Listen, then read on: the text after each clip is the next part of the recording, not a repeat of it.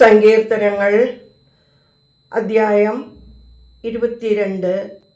ദൈവമേ, നിന്റെ വേദപ്രമാണത്തിൽ അടങ്ങിയിരിക്കുന്ന അത്ഭുത കാര്യങ്ങളെ കാണുവാൻ എൻ്റെ ഉൾക്കണ്ണുകളെ പ്രകാശിപ്പിക്കണമേ. ആമീൻ.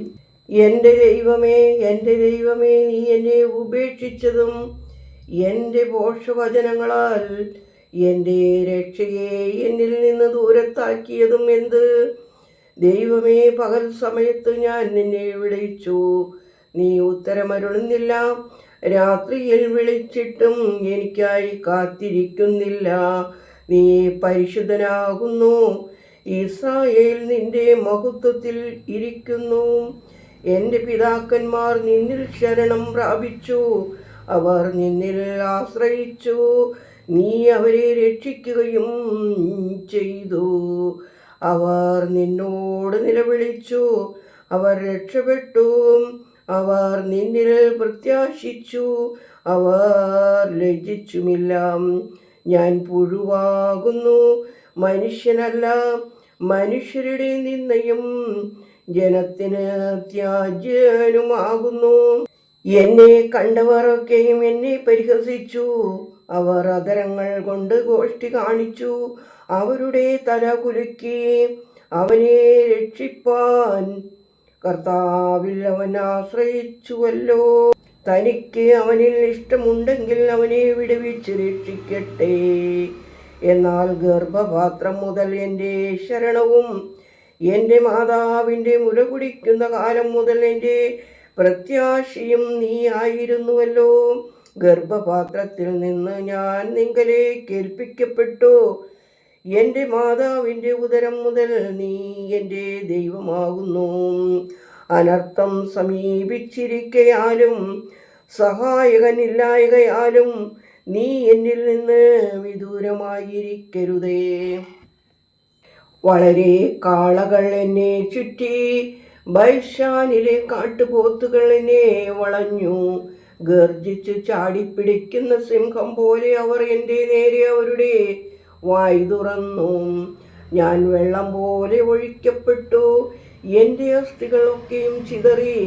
എൻ്റെ ഹൃദയം മെഴുകുപോലെ ആയിത്തീർന്നു.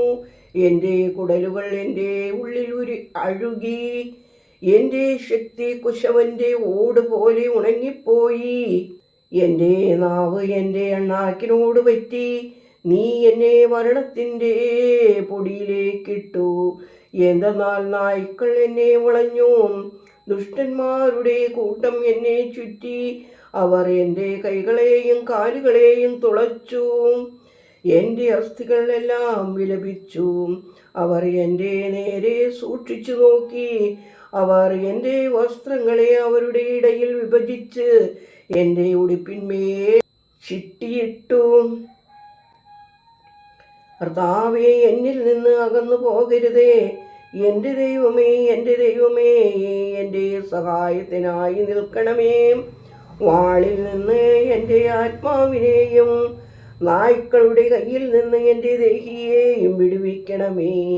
എന്നെ സിംഹത്തിൻ്റെ വായിൽ നിന്നും എൻ്റെ എളിമയെ കണ്ടാമൃഗ കൊമ്പിൽ നിന്നും രക്ഷിക്കണമേ. എന്നാൽ ഞാൻ നിന്റെ തിരുനാമത്തെ എൻ്റെ സഹോദരന്മാരോട് അറിയിക്കുവാനും സഭയുടെ മധ്യേ ഞാൻ നിന്നെ സ്തുതിപ്പാനുമായി തന്നെ. കർത്താവിൻ്റെ ഭക്തന്മാരെ തന്നെ സ്തുതിപ്പിൻ. യാക്കോബിൻ്റെ സകല സന്തതിയുമേ തന്നെ ബഹുമാനിപ്പിൻ. ഇസ്രായേലിൻ്റെ സകല സന്തതിയുമേ തന്നെ ഭയപ്പെടുവിൻ.